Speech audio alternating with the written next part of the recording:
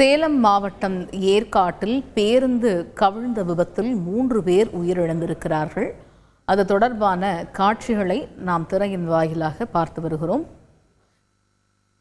இது குறித்த கள விவரங்களை அறிவதற்காக இணைகிறார் எமது செய்தியாளர் பூபதி. அவரிடம் பேசுவோம். பூபதி, வணக்கம். இந்த விபத்து பற்றிய கள விவரம் என்ன? இப்போ 3 பேர் உயிரிழந்திருக்கிறார்கள் என்ற தகவல் வெளியாகி இருக்கிறது. காயமடைந்தவர்களுக்கு வழங்கப்பட்டிருக்கக்கூடிய சிகிச்சை என்ன?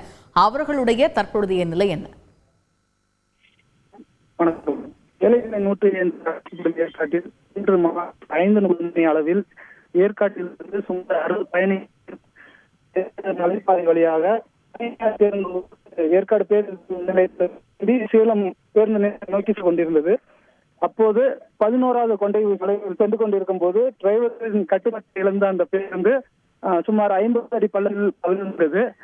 இந்த பள்ளத்தில் கவிழ்ந்ததால் அடுத்த கொண்டை ஊசி வளைவுக்கு செல்லக்கூடிய நிலைக்கு ஏற்பட்டுள்ளது. இந்த பேருந்தில் சுமார் 60 பயணிகள் பயணிச்சதாக கூறப்படுகிறது. மேலும் இதில் சமீபத்திலே 3 பயணிகள் ஆகவும் சுமார் 20 மேற்பட்ட காயமடைந்ததாகவும் தெரிய வருகிறது. மேடம்,